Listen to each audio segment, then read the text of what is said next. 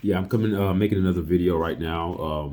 Just gonna preface this video. This is I do not want this video copyrighted. This is gonna be for fair use purposes. I am not using this to gain anything monetary or anything financial. No financial benefits is linked to this video. I'm not using this video illegally. I'm using this for fair use and just to critique and analyze the information that I'm being provided. So I'm using this video for fair use purposes only. So thank you.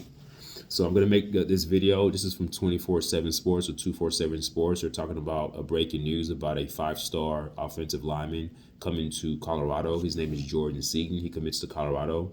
And I'm going to watch. I haven't watched the video, so this is my first time watching it. I got the thumbnail. I got the notification that it was here.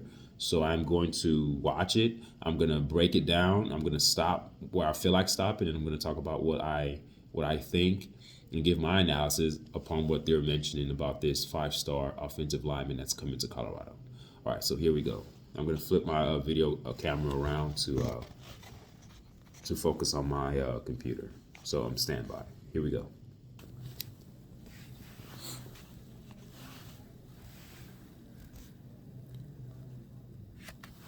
24/7 Sports Football Recruiting Podcast. I'm National Recruiting Analyst Cooper Pategna alongside 24/7 Sports Director of Scouting. We have some breaking news December 7th, 10:48 Central Time. Jordan Seaton, the number 2 offensive tackle in the country, the number 30 player overall, the 5-star.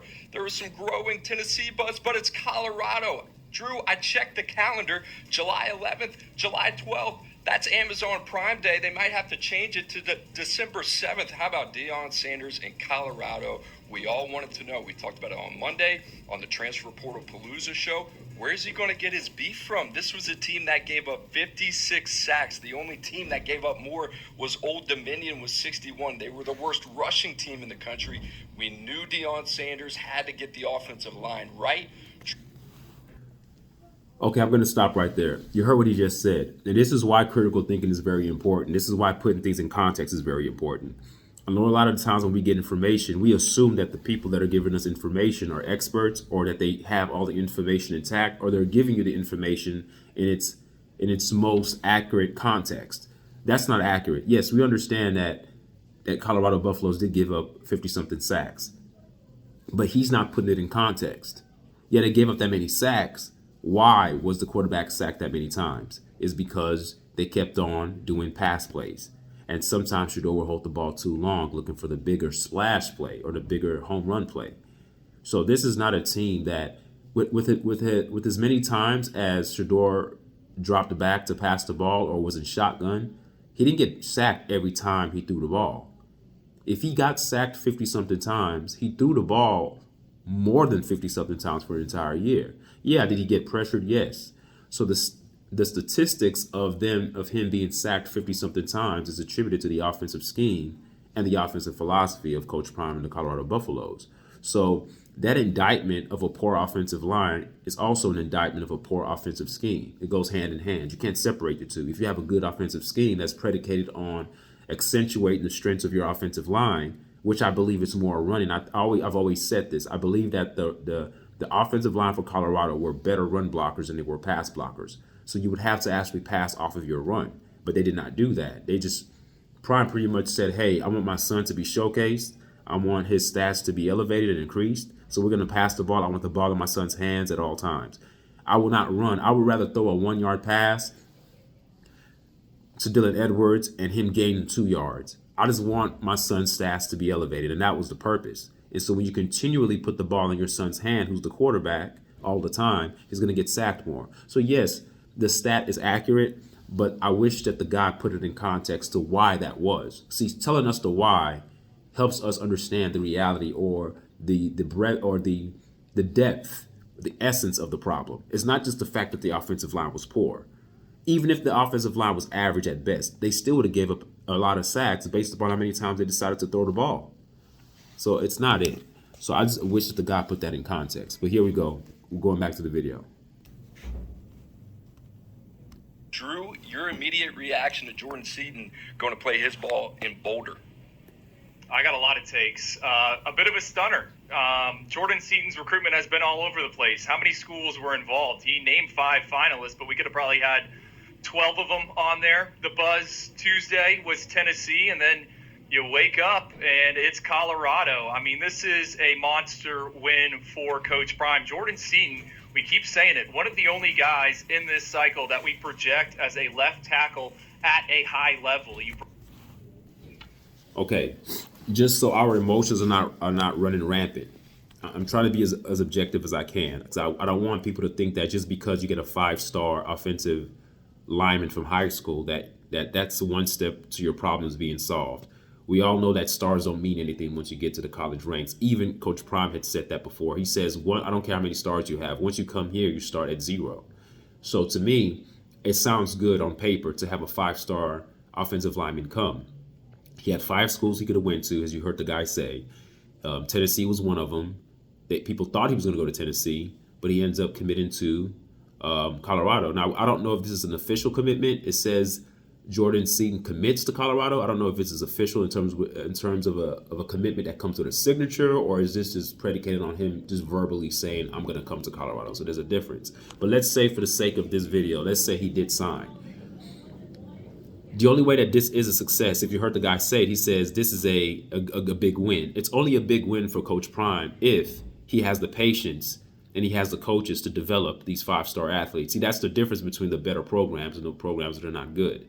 If you're predicating your success on getting a bunch of people from the portal, then you're going to get the bottom feeders, because people from the portal, as I said before, after this year's experience, you're not going to have many players that are going to be chomping at the bit to come to Colorado to play based upon the experiences that players currently have had with Coach Prime. People are talking, and the experience has not been good. It's well documented, and it's really established. This is not an assumption anymore that he only cares about 3 people. Everybody else is just collateral damage. He cares about Travis Hunter, Shiloh, and Shador. So this offensive lineman that's coming there, it's a big win, not because it's a 5-star. It's a big win predicated on how Coach Prime coaches these offensive linemen. Now, I know Coach Prime is not the offensive line coach, but he has to have the patience. The question is, does Coach Prime have the patience? So you can get talent, but you have to develop the talent. You can get a 4-star offensive lineman that goes to a good university that knows how to develop their O-line, and that 4-star will end up being better than the 5-star who came out of high school. It's all about the long game. If you're looking for the short game, if this is a sprint to you, then this is not going to work. It's good. I mean, I'm not saying it's a bad thing to get a 5-star from high school, but what's more saddening is to get that type of talent and not develop it.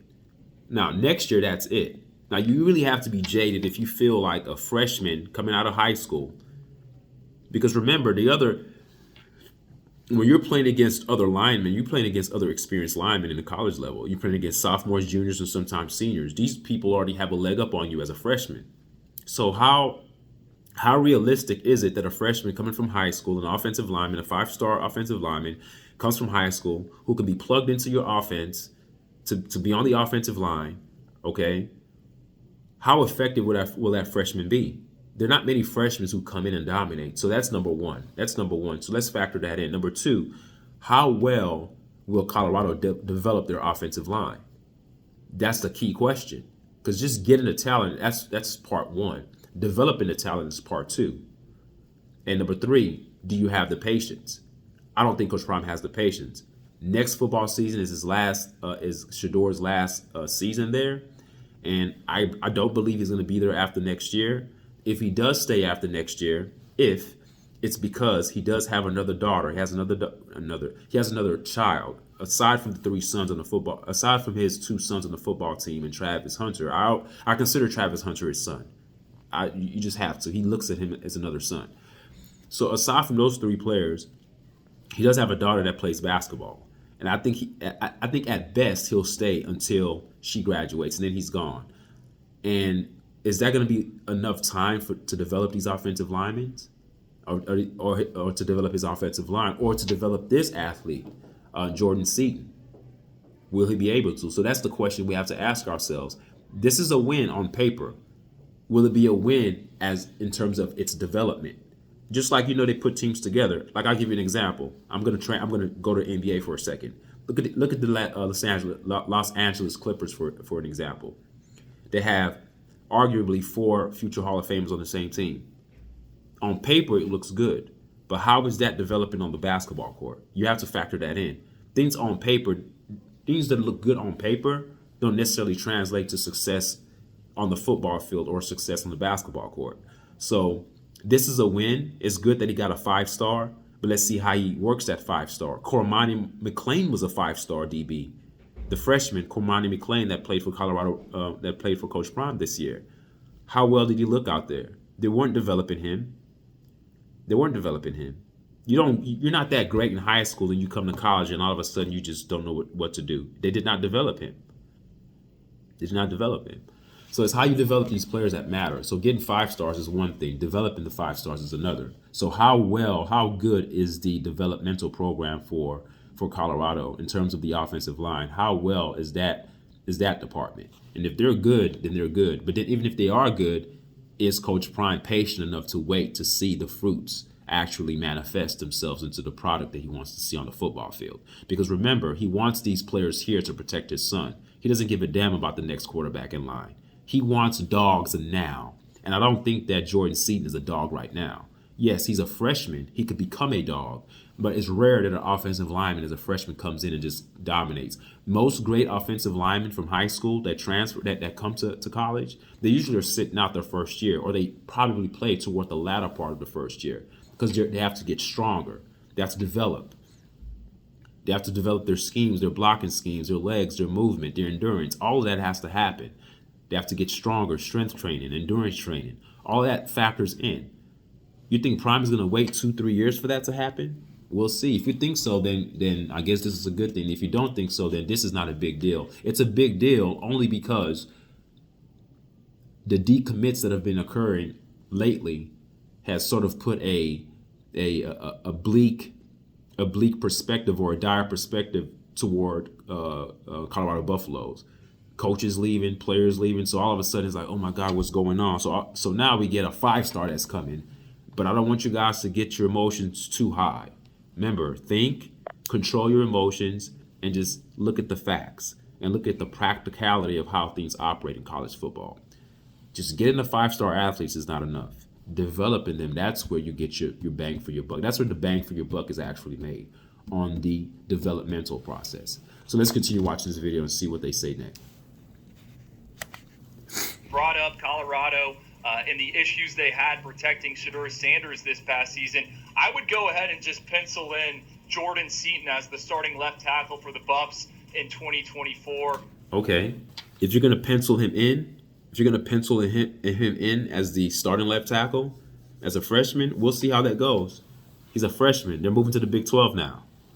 So we'll see how effective he'll be as a freshman. He'll get on-the-job training his first year in college football in the Power 5 conferences. And there are going to be some growing pains there. So I wonder what Coach Prime is going to do then if something doesn't go well with that freshman. Are you going to throw him under the bus too? He's 5-star. What are you going to do then? So that's to let you know how desperate Colorado is right now, that they're going to just hurry up and plug in players that are freshmen. Because usually programs who are already established, freshmen, 5-star or not, you're not just going to get into the starting role immediately as a freshman just because you're a 5-star.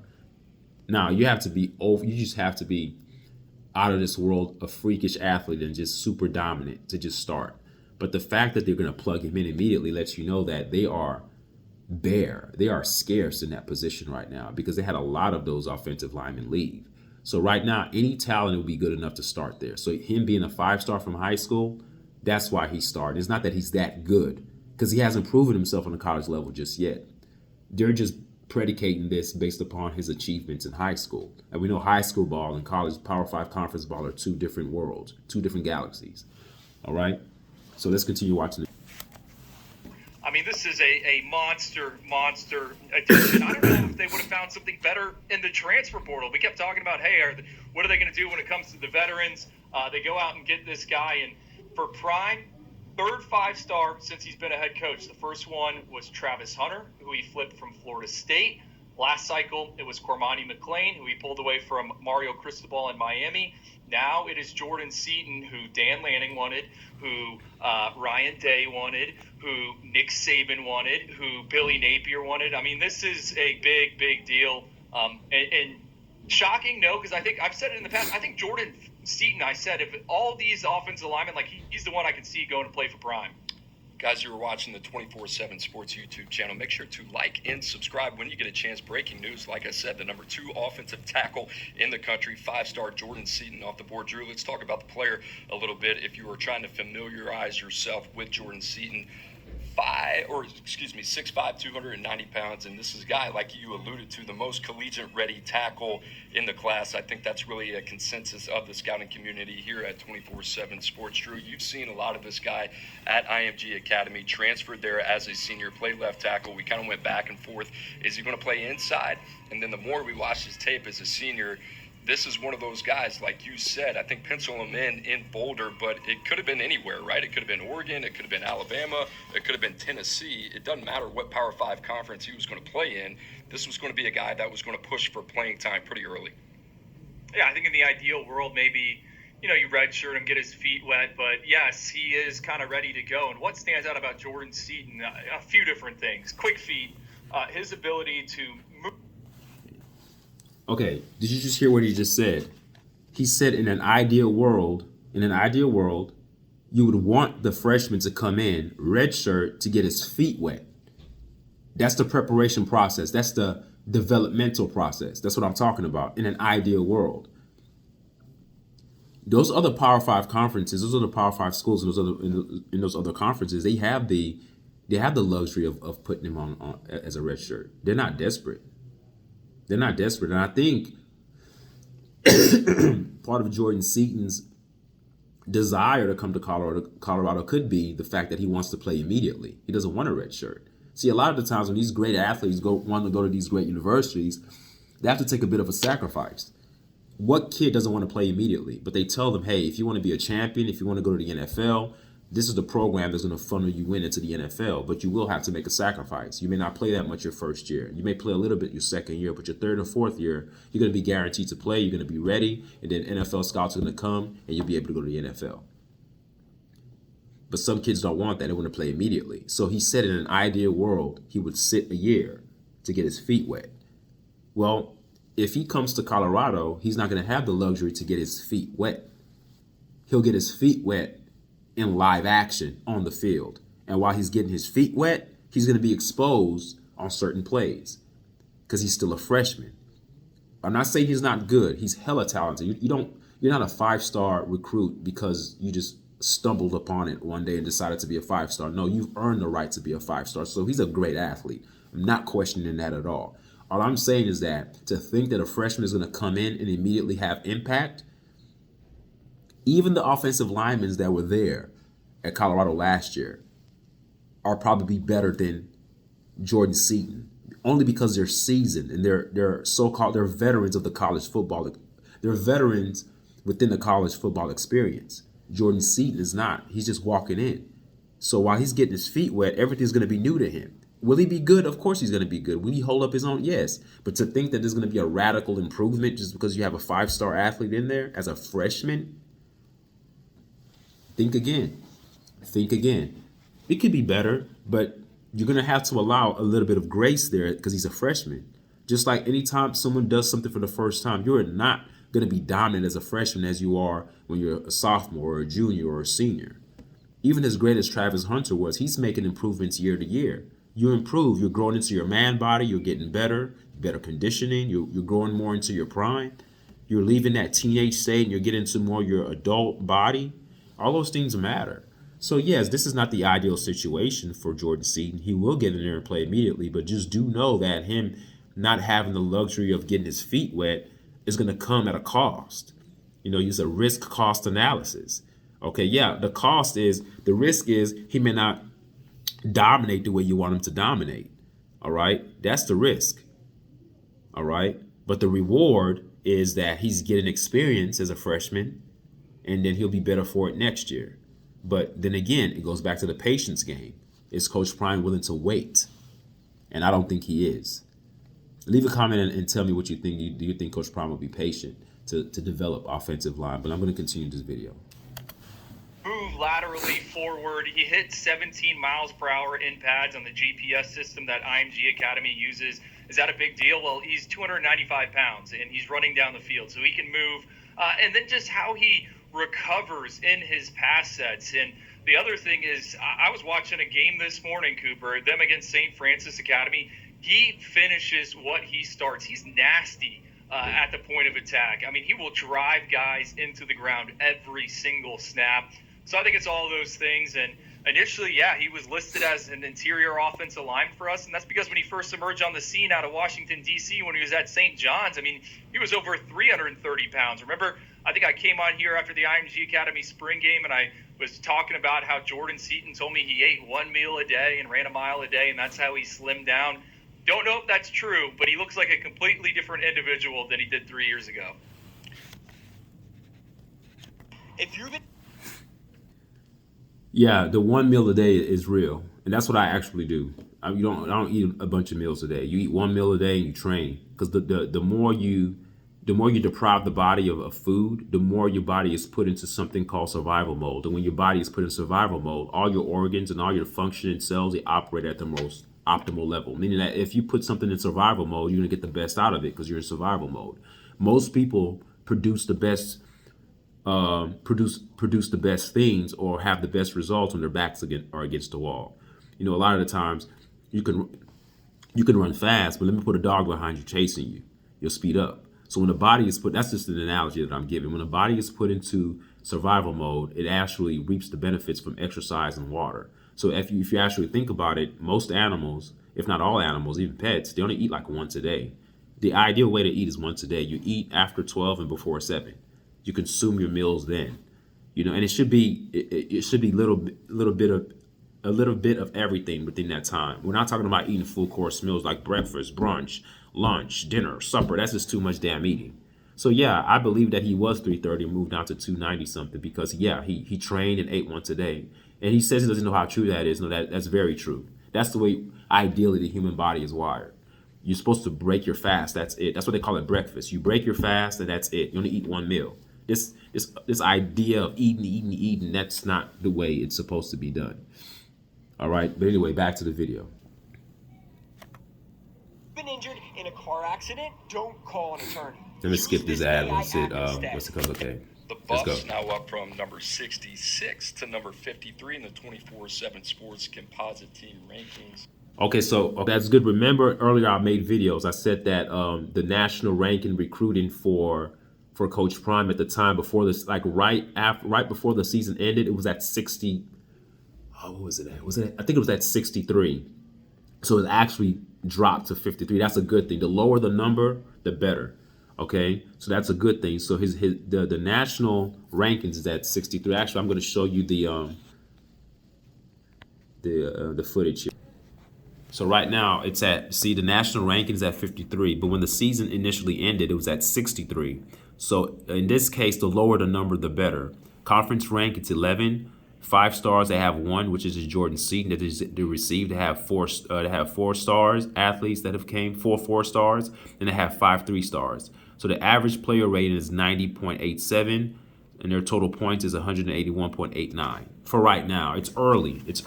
So we hopefully those numbers get better as the recruiting portal and the recruiting season unwinds. But again, these great things that are happening, it's still going to matter about how they are coached and how the philosophy of the team goes. And we still have coaching voids to fill. So we'll see how that goes. I say we like I play for Colorado, but you know what I mean. We'll see how Colorado goes with that.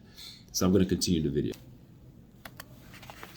Drew, what does this say about Colorado, their operation under Deion Sanders? They're not known for what they have done at the high school ranks, but they've also haven't been short of a splash either. Cormani McLean last year, the 5-star that they flipped late in the process, and then you think about doing that again with Jordan Seaton this year. They only have 10 guys committed this class, but a couple among them, Cameron Michael from the state of Georgia, that Georgia wanted on the defensive side of the ball here, Butler, another guy that they get out of Calabasas in California. For all intents and purposes, Drew, we knew that this was a very NIL-focused recruitment, and that's not taking anything away from Colorado or any of the other teams recruiting Jordan Seaton. But what does this say about Colorado, their commitment to Deion Sanders, and especially the recruiting trail going forward as they go to the Big 12 next year? I mean, I don't know if I need to write this down and stick it on my desk. Do not count out Colorado if they're involved with a kid. I think there's going to be more surprises for Prime, and that's because we brought it up. Travis Hunter, Cormani McClain, now it's Jordan Seaton this cycle. Every time Prime talks, or he normally brings up Nick Saban, and it's clear he admires Coach Saban and learns from him. And why am I talking about one of the greatest of all time? Well, think about it. A few years ago, Alabama ran IMG Academy. They would get the premier offensive lineman. It was Evan Neal, J.C. Latham, Tyler Booker. Last year, Mario Cristobal stole Francis Mauanoa. This year, it's Prime going into IMG. I don't think the Buffs have ever got anyone out of the powerhouse, and he gets the prize in Jordan Seaton. So I think that says a lot.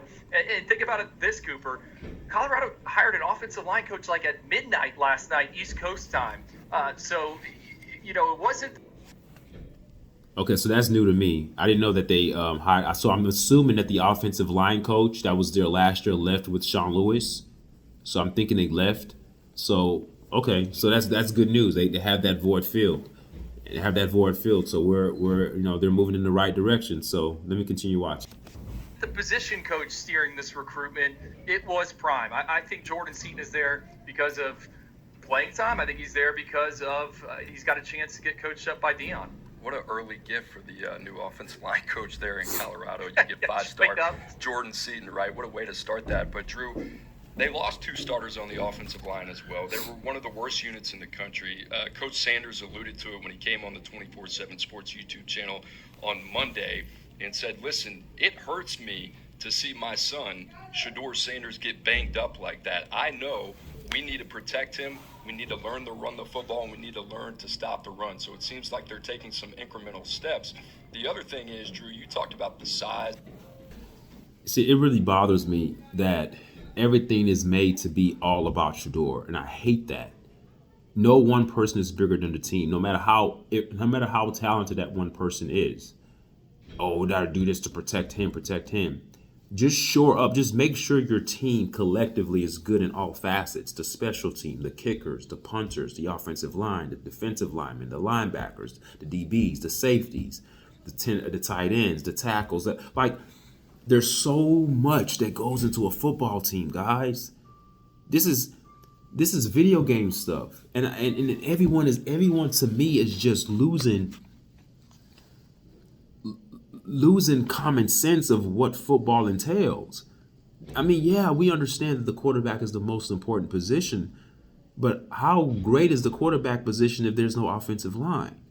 How great is the offense if there's no defense? Let's say the defense didn't exist, that every time a football team is playing against an opponent, the opponent scores 7 points automatically because there's no defense to stop them. Do you know how much pressure that puts on the offense to score every time as well? So that's why it's a team concept. There's a synergistic connection between offensive schemes and defensive schemes.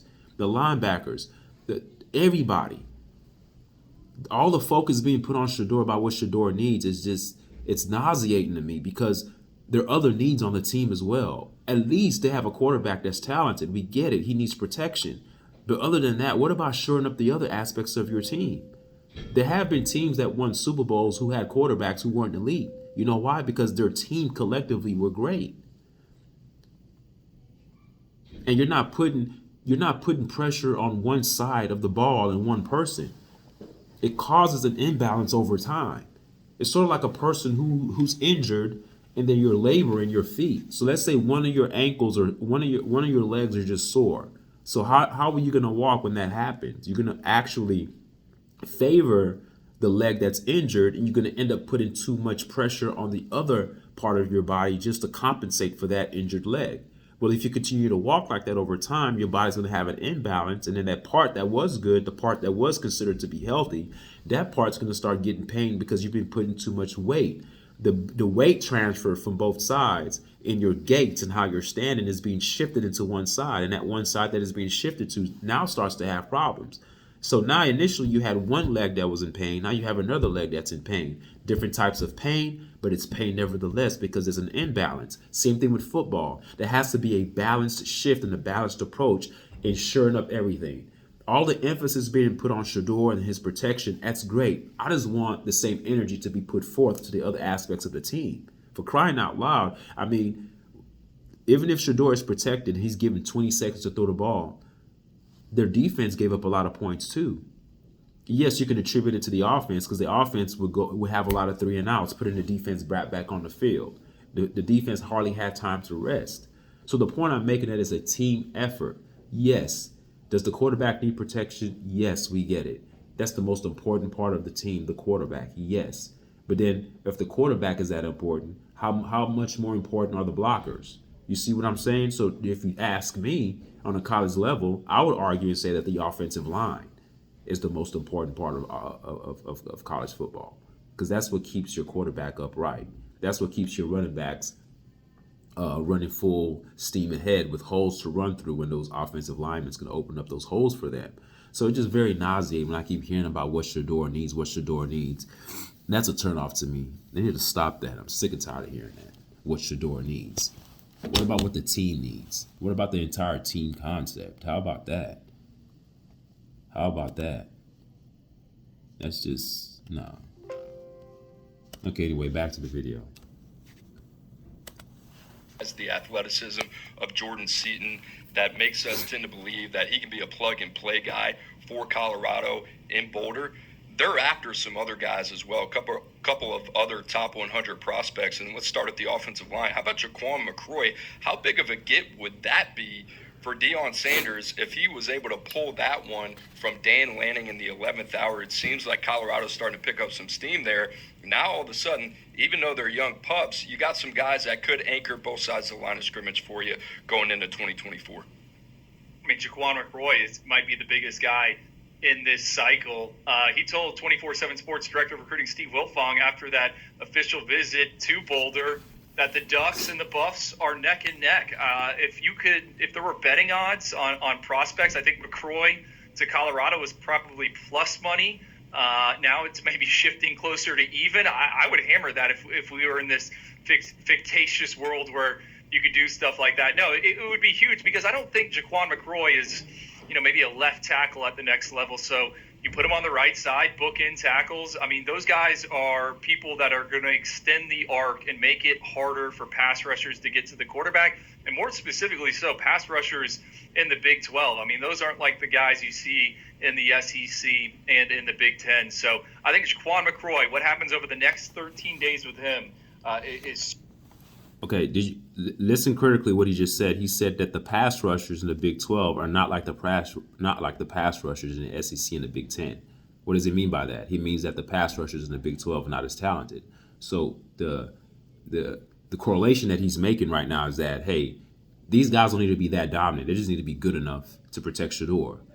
They're not going to be facing elite type pass rushers as the SEC has and as the Big Ten has. So that's what that's the point he's trying to make there. Okay. Certainly one to track. Colorado's still pushing for guys at the skill position like Draylen Miller, the former Texas A&M commit. LSU is involved. Colorado looks to be in a good place there as well. Drew, how about this quote from Jordan Seaton? Our guy, Steve Wilfong, director of recruiting here at 24/7 Sports, was able to pull this after the commitment. He said, "My favorite thing about that program is probably the head coach. He's a gold jacket. He knows what it looks like. As you can see with Shador, he knows how to get you to the league. Day one type of guy. Nothing is going to be easy-handed like I did at IMG. Come in, head down, and work, and the spot is open." We talked about Well, that's subjective, what Jordan Seaton just said. Jordan Seaton sounds like a person who thinks of Coach Prime the way we all thought of Coach Prime before this experience. I know, especially me. I didn't follow Coach Prime at Jackson State, but his Jordan Seaton sentiments about he knows how to get the job done. When I talk about he's talking about Coach Prime. He has a gold jacket. Those are the things that attracts people to him. He has a gold jacket. He's a Hall of Famer. He knows how to get the job done. He's an excellent motivator. We'll see. We'll see how he. Because I don't think you can turn on off the switch. I think you are who you are. When I say who are you are, When I say you are who you are, I'm talking about Coach Prime. He is who he is. We'll see. We'll see. And that to me is the draw of why a lot of athletes are coming there, because of his past accomplishments. But I just hope that Jordan Seaton is not in for a surprise. He gets there, he's like, man, this guy's not who I thought he was, because the person matters. He's speaking of Coach Prime from the periphery, from the outside. If Jordan Seaton would have done his research and actually talked to players who actually played for Coach Prime and get their take, I don't think he'll be saying that, because the reason for him coming tells me a lot about Jordan Seaton's perspective, in terms of his mindset or where he is as an athlete. I don't think he knows Coach Prime the way those who've played for him knows Coach Prime. If that's your reason for coming there, because he has a gold jacket, he knows how to get the job done and get the best out of you, then I don't know about getting the best out of you. Is he going to be patient enough to get the best out of you? Is he willing to actually talk to his players and look them in the eye and be approachable? Does he still have a sign outside of his office that says, "Did I allow you to come in?" I mean, those things matter to young athletes. And I don't think Jordan Seaton is up to date with the current events that have been transpiring with Coach Prime. And I think if he was, I don't know who his parents are, but I don't know. If I was his parent, I would not send my son to go play for Colorado and Coach Prime. That's just me personally. But does that mean that I want to see Colorado do bad? No, I don't. I want to see him do well. I want to see how this experience is going to actually unfold. This is why I'm covering it. This is why I am keeping up with what's going on. So we'll see how it happens. But the reason he gave for coming there is doesn't give me any hope or for anything. He's speaking as a person who's blinded by what he perceives and by what's given out by the mainstream. And I think once he gets there, he's going to be in for a rude awakening. That's just how I feel. All right, let's go. Reminding McLean on Monday what that experience has kind of been with Deion Sanders there in Boulder. A lot of talent there, but listen, the thing for me with Jordan Seaton, the same thing, right? Transferred, got his body right at IMG. I like this fit. I actually think this is going to be a guy that's going to acclimate perfectly to Deion Sanders' culture. I think I did the scouting report recently for Jordan Seaton. I think I ended it by saying, hey, he's got to buy into the process. He's got to believe and keep his eyes on the prize. And I think the biggest thing for him, he has all the athletic talent. He's got the traits. He's got the size. For me, with Jordan Seaton, it's going to be keeping confidence through the lumps and adjusting to life as a Power 5 football player. I think it's all between the ears for You see, his concern is my concern. He talked about the adjustment period. He talked about, going to a Power 5 school, and he's talked about the lumps. It's a reality. I know when I say it, it seems like I'm hating, but he's saying the same thing too. I'm just pointing out the obvious. You're not going to come in as a freshman in a Power 5 conference and just dominate. You're just not. It's good that he's playing, but he's going to have lumps. But mentally, his mentality, will he be able to stand firm and stand strong as he goes through those ups and downs, as he goes through those ebbs and flows, as he confronts or is impacted by those lumps that he's going to go through as a freshman? I mean, you just will. You're going to be playing against stronger, bigger people who have more experience than you. You're a freshman. You're a pup. You're a pup. You're not even redshirt. You're not even getting your body right to really dominate. You're just coming in right away and just going. So we'll see how that goes. We'll see. All between the ears for Jordan Seaton. Phone's ringing there. Just a reminder, Andrew's phone's ringing. December 20th, National Signing Day, 24/7 Sports YouTube channel. We'll have everything you need to know there. Drew, final thoughts here, Jordan Seaton in Colorado. Third highest, could be the third highest signee ever for Colorado. Highest ranked offense line to commit to them since 2007. And we'll see. I mean, he could finish number 1 or number 2. Jordan Seaton's going to be a riser for us in our rankings update. Everyone's going to see him at one of these all-star games. I mean, he could finish in the top 10. He's got that type of ceiling. Colorado absolutely had to have this. It's typically Mario Cristobal we're talking about this time of the year. I called him the Grinch a week ago or so. How about Deion Sanders, man, making a name for himself? We knew he was going to make a splash. Gets one with 5-star offensive tackle Jordan Seaton. Guys, we appreciate you joining us, and make sure to like and subscribe to the 24/7 Sports YouTube channel. We got everything you need over the next couple of weeks, and the Oyster Boys as well. If this is your first time, guys, every Tuesday, Wednesday, 5 o'clock Eastern time, a lot more talk about Jordan Seaton and the rest of college football recruiting. Guys, thanks for joining us, and have a great weekend. All right, so there you go. That's just my take. So Jordan Seaton, he's committing to Colorado. So it's official the way they're talking about it. So he must have signed. It's official. And that's a good thing. That's a good thing.